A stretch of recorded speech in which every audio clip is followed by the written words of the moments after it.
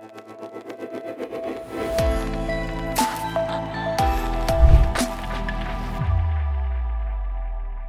to the Nate and Dorin podcast. We are professional videographers based in Vancouver, Canada, and we are here to talk about relevant topics within the video and media industry. I'm Nate, and I run Nate Dixon Media.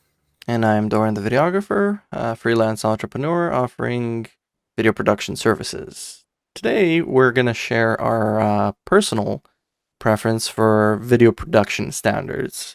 So we're going to talk about frame rate, resolution, bit rate, and so on, what our preference is and what our experience has been using them. So let's just start off with me asking you, Nate. In general, what's your frame rate preference? There's multiple frame rates, and is there specific scenarios, or do you have just an overall, like, no, it has to be this one? What's your take on frame rate? Well, Dorin, I've heard the argument that you should always film at the highest FPS you can for the most flexibility. So, like, I was talking to someone and Oh. they were like, you should always shoot at 60 FPS so you always have the ability to slow things down. And all things equal besides that, I said, well, there's actually advantages to filming at 24p if you know for a fact you're not going to need to slow anything down. Mm-hmm. For one, and I think we've talked about this before off the podcast, is typically the camera will have the same bit rate for the different FPS. So if you're Mm-hmm. shooting at 60p at, say, 50 megabits per second, compared to shooting 30p at that same bit rate, you are getting double the bit rate per frame at that lower speed. And Mm-hmm. if you drop it down to 24, you get even more information per frame. Mm-hmm. So that can be That's true. a I way see your to point. maximize Yeah. quality. So you lose the ability to slow things down, but if you know for a fact you might be doing more heavy grading or you just want that crisper image, getting that extra bit rate can be helpful. Mm-hmm. So, And one more thing, mm-hmm. advantage at shooting like 24 instead of 60, for example, is you can lower your shutter speed and maintain your 180-degree shutter for natural looking motion. So if you're shooting at 60p, you'd need 1/120th shutter speed. Compared to 24, you would just need 1/48th for that. And so that also gives you the added bonus of being able to shoot in a lower ISO, so you can shoot lower light with less noise Mm-hmm. instead of always keeping it at 60p. So Mm-hmm. that's what I would say would be my approach to things. So I don't shoot for the most flexibility. I'd say I'd approach it with um, those kind of parameters and see what the project seems to need the most. Do I want the best quality image, or do I need to shoot for slow-mo? Mm-hmm. Okay. Right. So, like, a clear example would be if you're shooting green screen, you obviously don't need slow motion and you need as much information in the frame to as much definition for that green to be keyed out. So, there's no point to ever film a green screen at 60 unless you're specifically filming an action scene that you're planning to use. But if it's just someone presenting, yeah, it doesn't make sense. um Well, what about, let's say, weddings? Would you film weddings in 24 or 60 or 30 or 120 if that's the highest? I would probably be switching depending on how I'm visualizing the edit. So if I'm shooting close-up details of, let's say, them cutting the cake or something like that, I would probably shoot that at 60 or 120 because I could see myself slowing that down. Mm-hmm. Or if I'm getting close-ups on just their face, I want to be able to slow that down to capture that smile, that emotion. And Mm-hmm. that, I think, is where slow-mo can be really handy and can be implemented tastefully. So I would probably be switching from 60 or 120 back to 24 for like a more cinematic look that I can more heavily grade if I need to. Um, so Mm-hmm. I'd be jumping all over the place. What about Well, you? that sounds like an advanced videography technique. So either you would have that on a customized quick button, Because sometimes maybe something's happened spontaneously, right? Like somebody might play Mhm. it safe, like I was back in the day, and just like, no, I'll just leave everything for 60 because like I need to focus on capturing the moments, repositioning, double checking the wide shot, make sure that's still recording and nobody bumped it. Um, for me, I've like it's been a roller coaster ride for me because I did buy into the flexibility of 60p, and with the advent of online media, 30 FPS seems to be king for YouTube and stuff. But it depends on what you're filming. So you could film a tutorial or an educational piece at 30p or 24p. Client might not notice the difference and might not care that much, or the viewer. But if you're filming something that is supposed to be a short film, or you want to make a cinematic looking wedding, this is one of the elements, that frame rate, right? And the specific shutter speed, like you mentioned. So I think I don't have a blanket like, oh, we shoot in 24. If I think of my last three projects, they were filmed, yeah, like the green screen I filmed at 30. The the thing I'm going to film next week is going to be at 24 and also 60, depending on situation. I definitely 100% agree with the bitrate advantage per frame. I haven't noticed much issue with the A73 bit rates, that like they're pretty beefy as is. Um, so I haven't encountered a situation where I wished I would have, like, oh man, I wish I filmed this on 24 to get that extra bit rate. Like I haven't come across that situation yet. Have you ever come across a situation where you wish you had switched your frame rate? Um, Like during a project, like let's say you're filming a wedding, and because what you just told me that you'd be switching, that implies experience, right? So let's say the first time you filmed the wedding and you filmed it all in 24, then you realize like, I should have had some slow mo for that bouquet toss. yeah, I think that just comes with practice and also editing the footage that you shoot. Mm, That way you're experiencing firsthand, reliving what you were doing, and then you can say, oh, this would have worked better, and then take that with you for next time.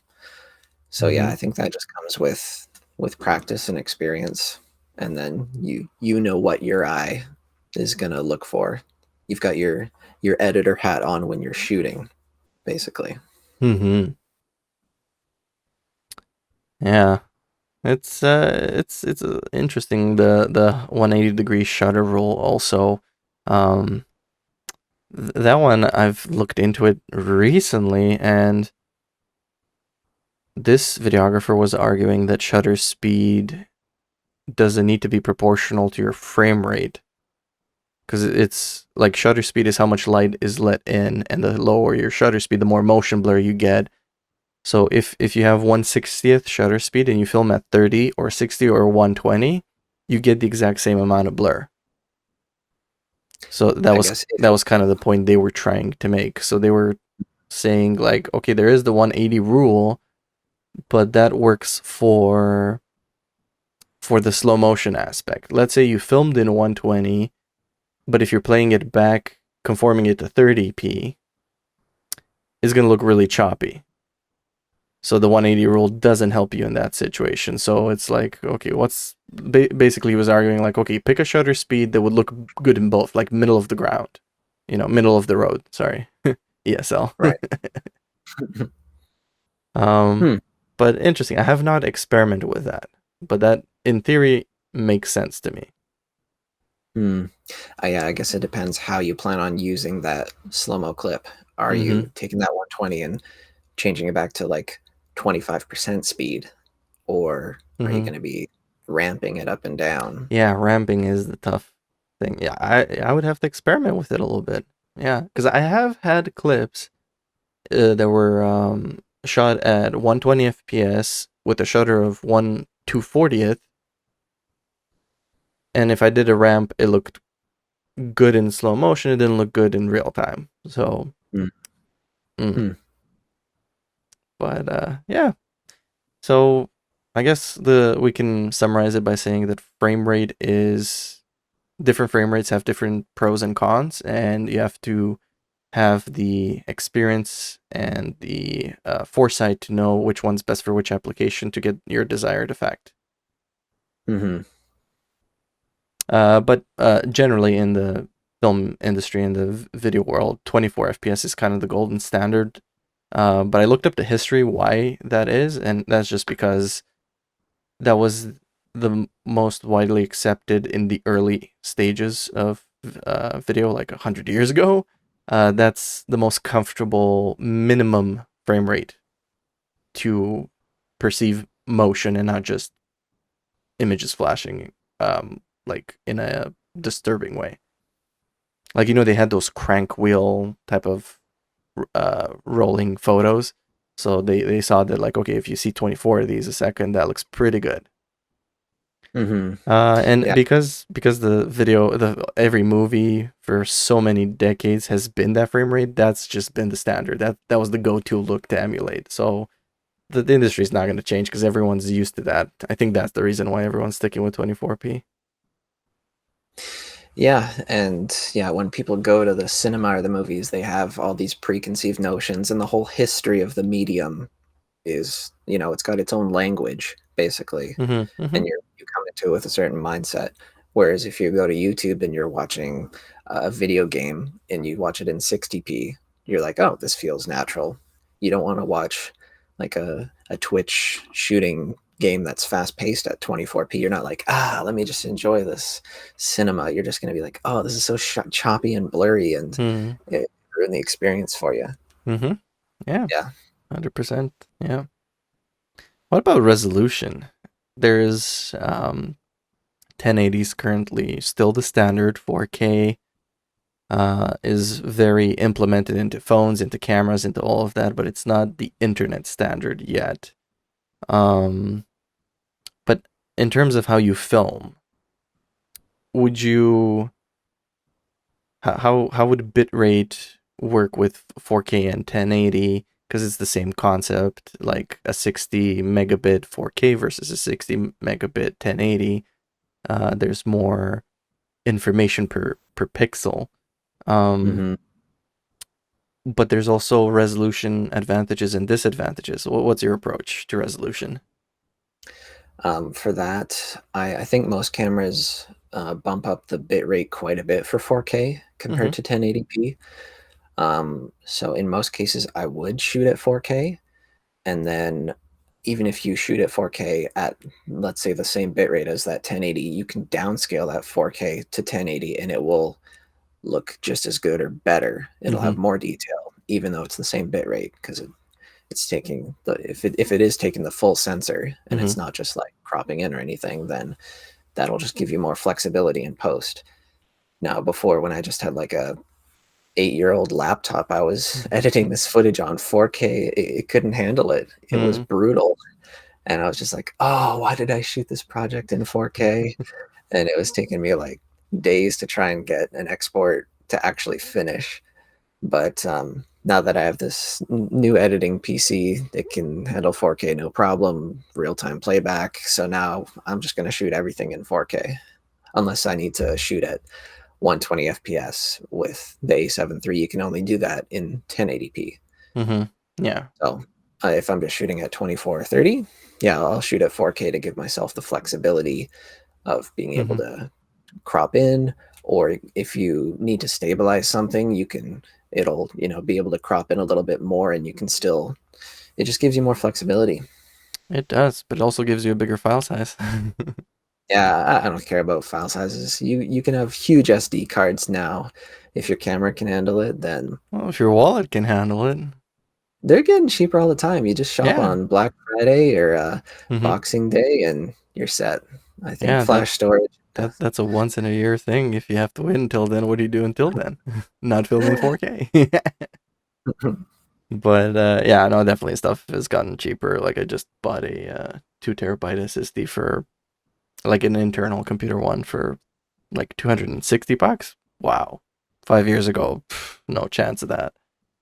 Um, yeah, I definitely I have to admit I still stick with 1080 just for Um, yeah, reduced file size, and the one issue I have with downscaling 4K is it creates the moire, um, Like aliasing. the aliasing, if there's patterns or small details, um, which if it's a small portion of the video, it's not that bad. But if it's your main talent that's speaking, that's wearing a checkered coat, might become distracting.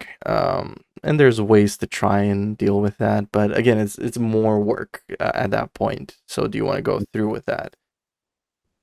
One issue I'm having is um, I'm recording not directly on the A7 IIIs, but I'm recording to an external monitor to a Ninja 5. Um, and the Apple ProRes codec will fill up that. If I film in 4K at good quality, not the trash quality, it'll fill up a 2 terabyte SSD in 6 hours. And that's not good enough for an 8 hour filming day or a multi day filming.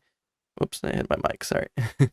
um, so, like, if I would have recorded with the in camera codec, I might not be whining so much about space, but like my 2 terabyte SSD for local projects is filled up by one project, and I have 3 projects that I did this week. So it's like I want to film on the external recorder, but man, did they make a very inefficient codec because the bitrate's like it's taking an 8-bit and like it's making a bigger file size, but it's not actually adding that much information. So it's like, mm, Yeah, that's hard to justify.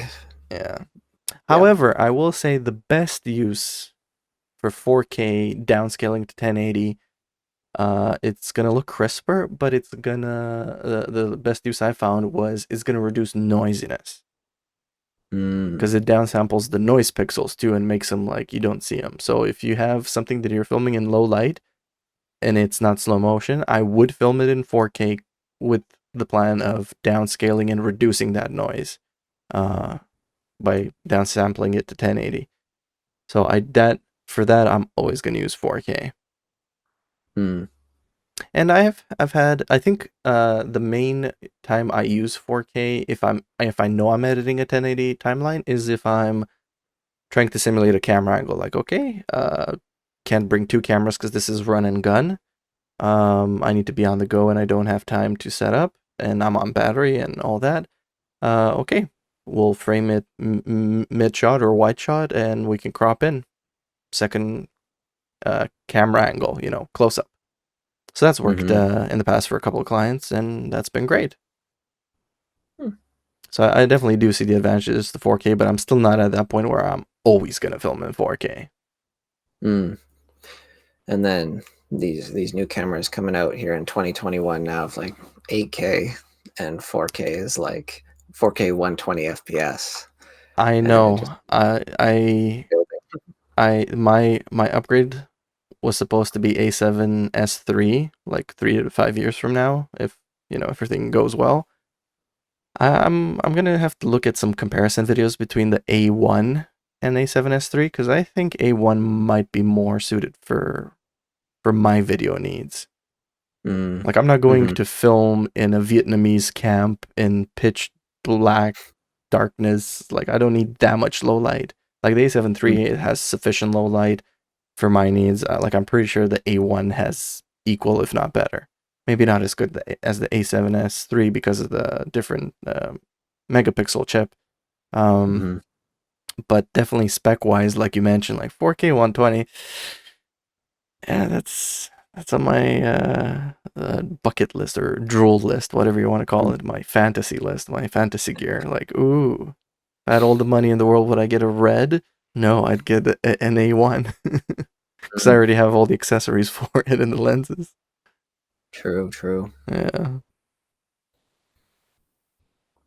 Have you ever had a situation where you wish you filmed in a different resolution? Like, has there ever been a time where you're like, the 4K didn't work in my favor? Um, like, let's say Mm. you cropped in and you noticed, like, in the 4K, you didn't notice that the focus was off, but when you cropped into 1080, you were like, It's a bit noticeable that it's not in focus. I had that happen once. Oh yeah. Yeah, it was unmanned camera, and um, it was left on autofocus when it shouldn't have been. But that was my bad. But the problem was the autofocus went on behind the subject and like slightly because it liked the blank wall, and I didn't notice in 4K, but when I punched in to simulate that second camera angle, I was like, very visible that what's going on here. So I just kept it in 4K and added sharpen to it and did not punch in. But filming at a different resolution wouldn't have solved that, would it have? Well, if you punch in and you're seeing that definition closer up. Hmm. Like you can test it. Film something slightly out of focus that's barely noticeable in your viewfinder, and film it in 4K, put in a 1080 timeline, and blow it up. Like zoom it in a bit, right? Like it wouldn't be as wide. You would like go from 50 mil to 100 mil Hmm. simulated angle. So that's more of a close up, more of a telephoto. For me, that's when I noticed, like, yeah, it's more visible.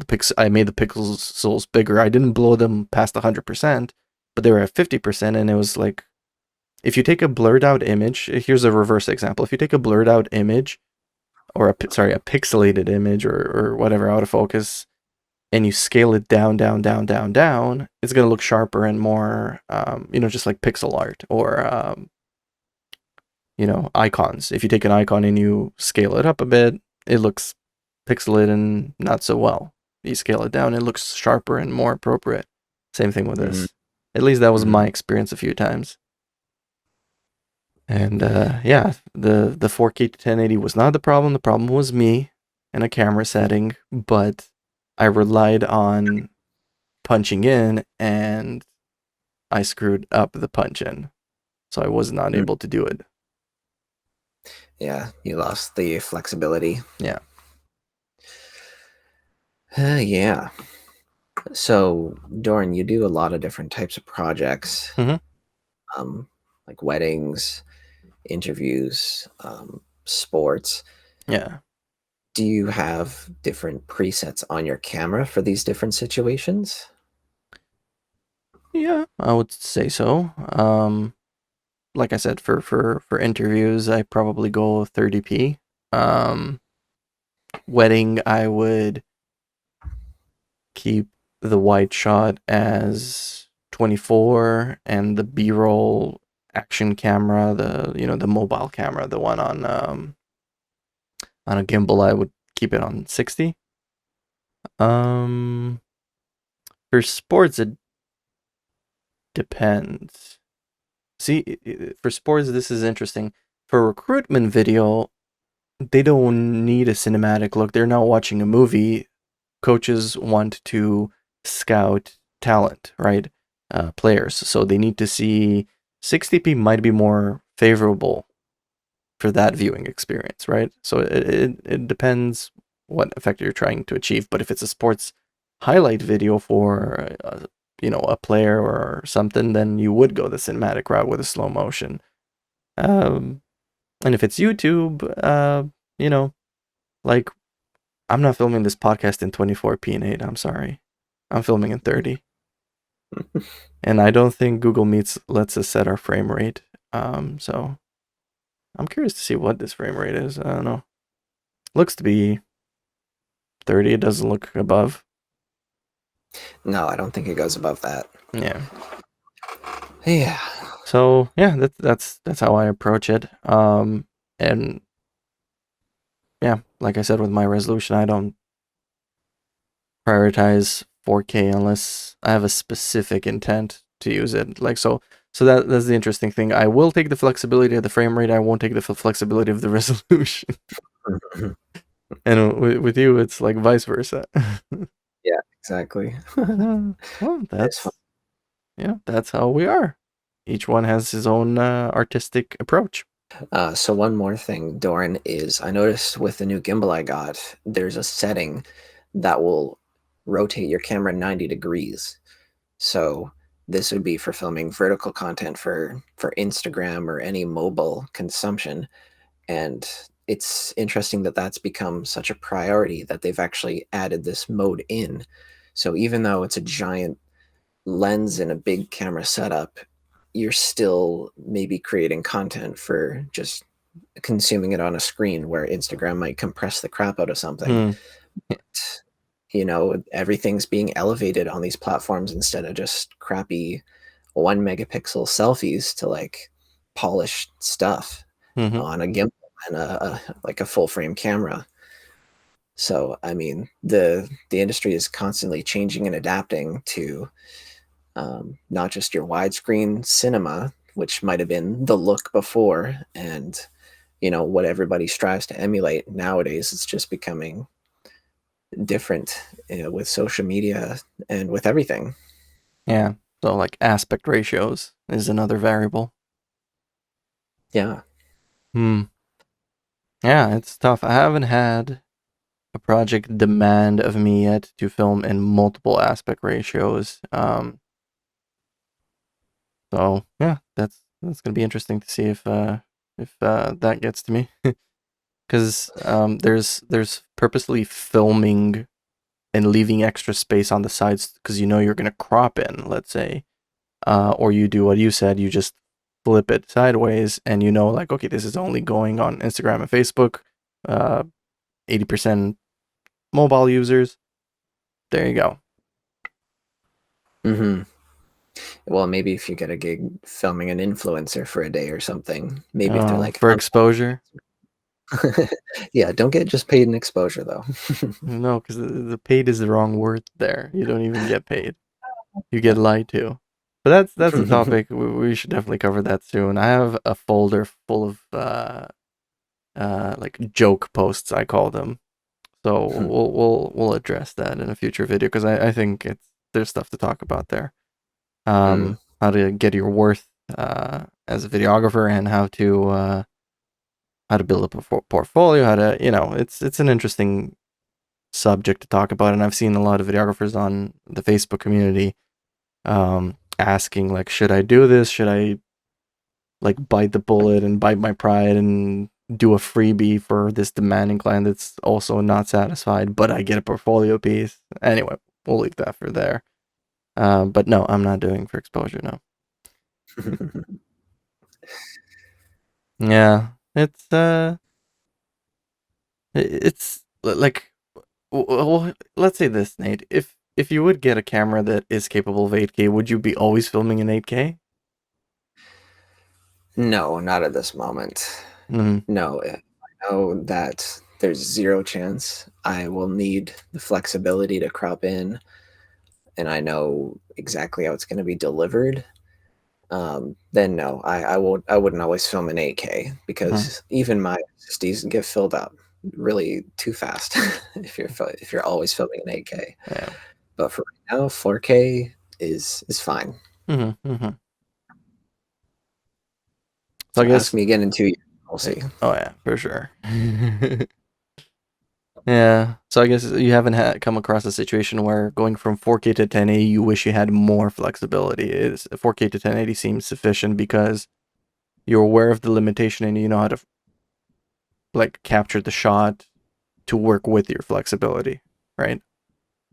Yeah, yeah, and it's there's a point where you can get kind of overkill, for Yeah, sure, that's the right term for it. Yeah, 8K is a bit overkill, at least for you know small depending stuff. on what you're doing. Unless you're Yeah, doing IMAX stuff.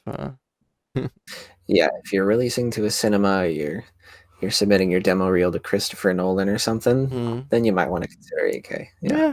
yeah, trust us. We're the experts. No, we're not. uh, All right. Well, I think that pretty much covers personal video standards. 'Cause everything else is like pretty self-explanatory. White balance audio, like we don't need to get into that stuff. Like make sure it looks natural and it sounds natural. Nothing to say there. Um, yeah. All right. Well, cool. I think that's a wrap for today. It's a Yeah. shorter one, but short and sweet. Let's just call it that. So thank you for discussing this topic with me, Nate. It was interesting to see your take on these things. Um, and thank you, listener and viewer, for listening and watching. Please leave a comment or a message about what topics you'd like us to discuss. And be sure to subscribe to not miss an episode of the Nate and Doran podcast. You can find us on YouTube, Spotify, Apple Podcasts, whatever you use to listen to podcasts. This has been Nate and Doran. Thank you for watching and listening.